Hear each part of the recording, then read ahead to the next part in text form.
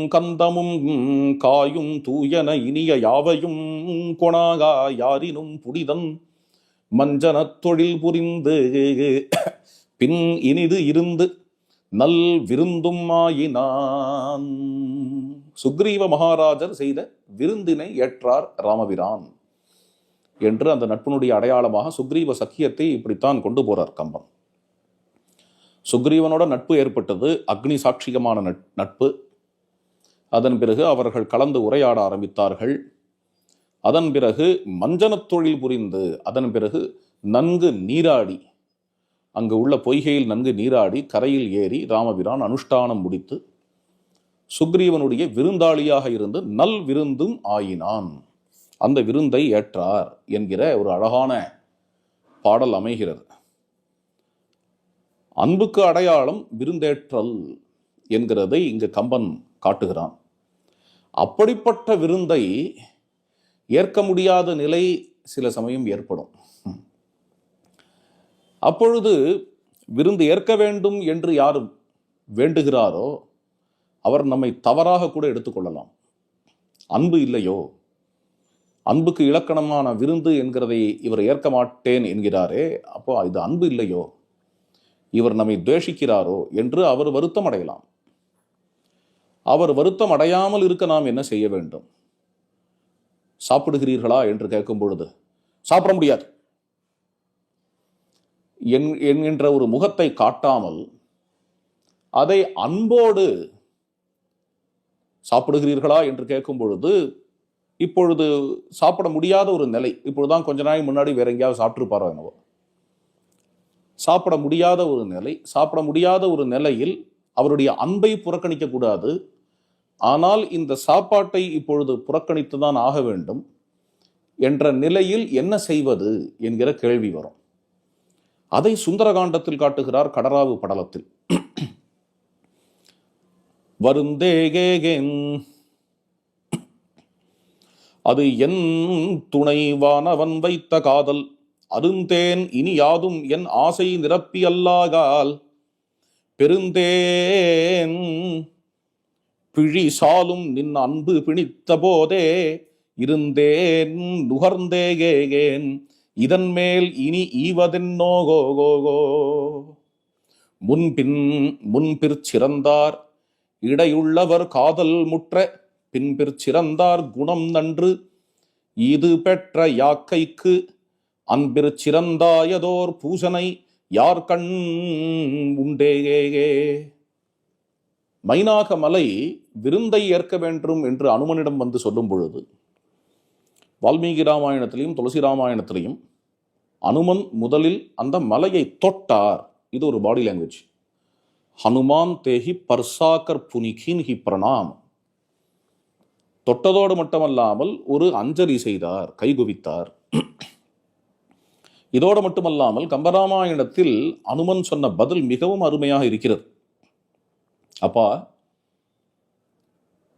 அடியேனுக்கு விருந்தோம்பல் செய்து வைக்க வேண்டும் என்பதற்காக இவ்வளவு காய்கனிகளையும் உன்னிடத்தில் உள்ள காய்கனிகளை எடுத்து காட்டி இங்கு உள்ள தேனை பருகலாம் என்று கூறுகிறாயே, அப்படி வந்த நீ உனது உள்ளத்தில் உள்ள அன்பாகிய தேனை நான் பருகுகிறேன். இதைவிட விருந்து வேறு ஒன்றும் இருக்க முடியாது. அன்பிற்சிறந்தாயதோர் பூசனை யார்கண் உண்டே. அன்பை விட சிறந்த ஒரு பூசை உலகத்தில் எதுவும் இருக்க முடியாது. இது வால்மீகி ராமாயணத்தில் வேறு இடத்தில் வரக்கூடிய விஷயம். அயோத்தியா காண்டத்தில் பத்யாம் அபிகமாச்சைவ ஸ்நேக சந்தர்சனேனமே அர்ச்சிதாச்சைவ ஹிருஷ்டாச்ச பவதா சர்வதா வயம். அன்போடு கூட என்னை வந்து பார்த்தாயே அப்பா, இப்படி என்னை அன்போடு வந்து பார்ப்பதே எனக்கு செய்யக்கூடிய பூசைதான் என்று ராமபிரான் உரைக்கிறார். பாகவதத்திலும் வருகிறது. மான்கள் எல்லாம் கண்ணபிரானிடத்தில் மிகவும் அன்பு கொண்டு கண்ணனை காண்கின்றன. காணுமிடத்தில் பாகவதம் கூறுகிறது, பூஜாம் ததுகு விரச்சிதாம் பிரணயாவலோகைஹி. அன்பு கண்ணால் காண்பதே இங்கு பூசனை.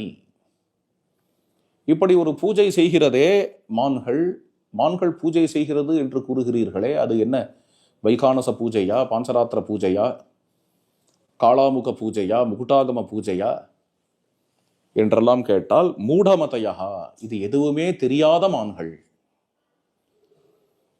இது எதுவுமே தெரியாத மான்கள். அப்பொழுது எப்படி பூஜை செய்யும் என்றால் இதற்கு தான் பிரேம பூஜை என்று பெயர். உள்ளம் முழுவதும் அன்பு கசிய, அந்த அன்பினால் இந்த மான்கள் பார்க்கக்கூடிய பார்வையே கண்ணபிரானுக்கு செய்த பூஜை. இவ்வாறு ராமாயணத்திலும் வால்மீகி ராமாயணத்திலும் பாகவதத்திலும் வரக்கூடிய இந்த விஷயத்தை மிக அழகாக கம்பநாட்டாழ்வான் இங்கு கொண்டு வருகிறார். அன்பிற்சிறந்ததாயதோர் பூசனை யார்கண் உண்டே. அப்படியாகில் அதிதி சத்காரம், இந்த விருந்தோம்பல், இந்த பூசை, மைனாகமலையே நீர் எனக்கு ஏற்கனவே செய்து விட்டீர், தனியாக இது எல்லாத்தையும் காட்டித்தான் செய்யணுங்கிற அவசியம் இல்லை என்று ஹனுமன் அந்த அன்பை ரெக்கக்னைஸ் பண்ற விதம், அதற்காக இந்த பாடலை எடுத்துக்கொண்டேன். அடுத்தது யோகி பிரத்யக்ஷம். பொதுவாக சத்தியமே பலவிதமாக இருக்கிறது என்றெல்லாம் சொல்லுவார்கள். எந்த விதமான மாற்றமும் இல்லாத இருக்கக்கூடிய தத்துவம் இருக்கிறதே, அதற்கு பரமார்த்த சத்தியம்னு பேர். உலகம் உள்ளதே, அதற்கு விவகார சத்தியம் என்று பெயர். மேலும் குழப்பங்கள் உள்ளனவே மனதிற்குள், குழப்பங்களாலேயே பொச்சரிப்பு, போட்டி, பொறாமை இவைகளாலேயே எல்லாவற்றையும் காண்பது, அது விதமான சிந்தனை, அவர் என்னை கண்டு முறைக்கிறாரோ, இது மாதிரி ஒரு தனி உலகம் உண்டு. அது ஒரு விதமான சத்தியம், பிராதிபாசிக சத்தியம் என்று சொல்லுவார்கள். இதெல்லாம் ஒரு பக்கம் இருக்கட்டும். வேற ஒரு அற்புதமான சத்தியம் உண்டு வேதாந்தத்தில். பாவனா, நம்முடைய உள்ளத்தில் உள்ள பாவனை, பகவத் சாட்சாத்காரம் என்கிற சத்தியம். இதை நாம் விவகார சத்தியம் என்று இதை கொச்சைப்படுத்த முடியாது. இது ஒரு நிர்விசேஷ பிரம்மம் போன்றதாகவும் இல்லை. இதை நாம் உபாசனையில் உள்ள சத்தியம், உபாசனா சத்தியம் என்று வேண்டுமானால் கூறிக்கொள்ளலாம். நம்முடைய உள்ளத்தில் உள்ள பாவனை, பாவலோகம், அதாவது புலன்கள் ஒரு பக்கம், புலன்களை கடந்த ராகத்வேஷங்கள் கொண்ட மனம் ஒரு பக்கம், இந்த மனதையும் கடந்து ஒரு ஹிருதய புண்டரீகம் உள்ளது, இதயத்தாமரை என்று கூறலாம். இந்த இதயத்தாமரை என்பது மனம் அல்ல, புலன்கள் அல்ல, நம்முடைய ராகத்வேஷங்கள் அல்ல. அப்படிப்பட்ட அந்த உபாசனா சத்தியம் என்கிற விஷயம். விவகார சத்தியத்தில் ராமபிரானும் சீதையும் வேண்டுமானால் பிரிந்திருக்கலாம். ஆனால் உபாசனா சத்தியத்தில், பாவனா லோகத்தில், பாவனை உலகத்தில் ராமபிரானுக்கும் சீதைக்கும் எவ்விதத்திலும் பிரிவு கிடையாது என்கிறதை வால்மீகியே கூறுகிறார். அதுதான் பிற்காலத்தில் ரொம்ப டாக்மேட்டிக்காக ஆகிவிட்டது. ராவணன் கொண்டு போன சீதை மாயா சீதை, நிஜம் சீதை ராமரை விட்டு பிரிய முடியாது என்றெல்லாம் கூறுகிறார்கள் அல்லவா. அது வெளிப்படையான, லிட்ரலான, ஒரு டாக்மேட்டிக்கான ஒரு கதை பிற்காலத்தில் எழுகிறது. அது ஒரு பக்கம் இருக்கட்டும், அதை கூற வரவில்லை. ஆனால் அதற்கும் ஆழ்ந்த பொருள் என்னன்னு கேட்டால் அதற்கான விதை வால்மீகியிடமும் கம்பனிடமும் இருக்கத்தான் செய்கிறது. அதாவது விவகாரத்தில் சீதையும் ராமனும் பிரிந்திருக்கிறார்கள், உபாதியால் தான் சீதை ராமரை விட்டு பிரிந்திருக்கிறாள். சொரூபத்தாலோ எப்போதும் ராமரோடு சேர்ந்தவள் அவள்.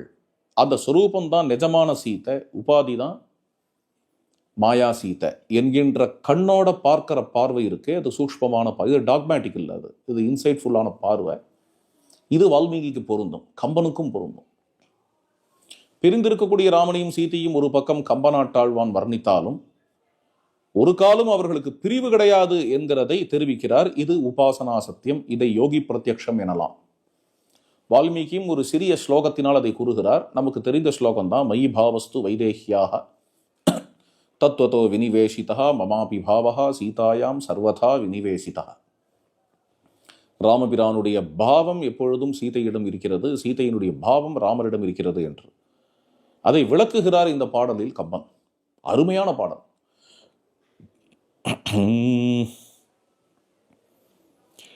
கண்ணினும் உளை நீ தையல் கருத்தினும் உளை நீ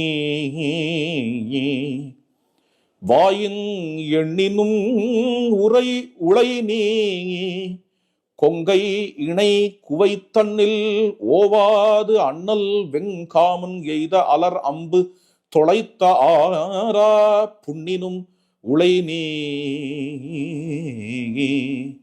நின்னை பிரிந்தமை பொருந்திற்றாமோ.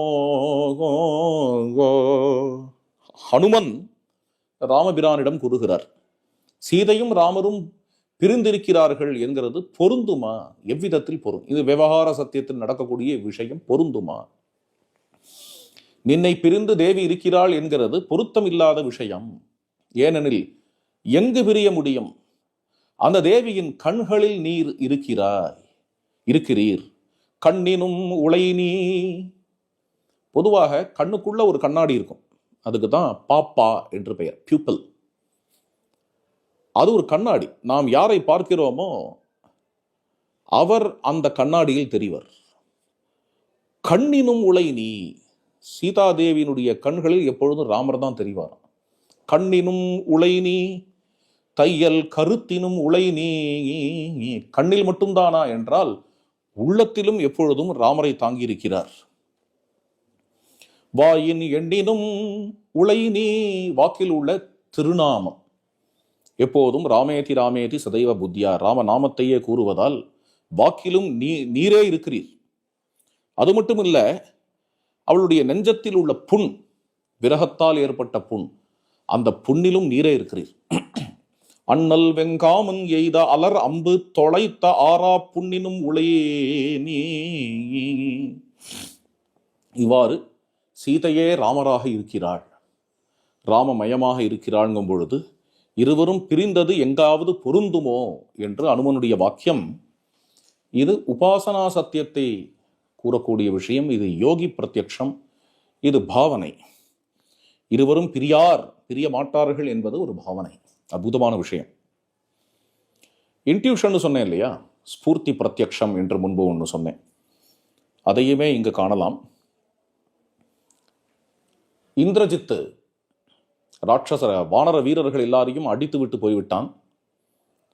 ராம லக்ஷ்மணர்களையுமே அடித்து வீழ்த்தி இருக்கான். லக்ஷ்மணனை வீழ்த்தினான். ராமபிரானும் அந்த லக்ஷ்மணனை கண்டு புலம்பி கதறி அப்படியே மயங்கி விழுந்தார்.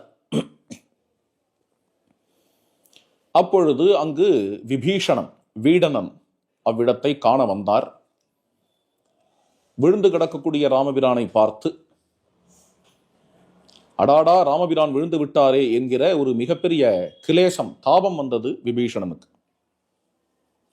அப்பொழுது விபீஷணனுக்கு ஒரு ஸ்பார்க், ஒரு ஸ்பூர்த்தி, ஒரு இன்ட்யூஷன், ஒரு உள்ளுணர்வு. ஆயினும் இவருக்கு இல்லை அழிவு, சூத்திரம் போல இருக்குது. எனும் அதனால் ஆவி போயினது இல்லை. ஆழ்ந்த உள்ளத்திலிருந்து வரக்கூடிய ஒரு விஷயம். ஒரு பொழுதும் இவர் அழிய மாட்டார், ஆயினும் இவருக்கு இல்லை அழிவு. ராமபிரான் அழிவார் என்று ஒன்று உண்டா? அப்படி ஒன்றே கிடையாது என்று இருப்பதால், எனும் அதனால் ராமபிரானுடைய ஆவி போகவில்லை, ஆவி போயினது இல்லை. இதெல்லாம் விபீஷணன் நினைச்சு பார்க்கிறார் என்று. இது ஒரு ஸ்பார்க், இது ஸ்பூர்த்தி பிரத்யக்ஷம் என்று கொள்ளலாம். இது எல்லாமே உபாசனா விஷயம். இங்க ஸ்பூர்த்தி பிரத்யக்ஷம்னு சொல்லுங்கோ, யோகி பிரத்யக்ஷம்னு சொல்லுங்கோ, சாட்சி பிரத்யக்ஷம்னு சொல்லுங்க.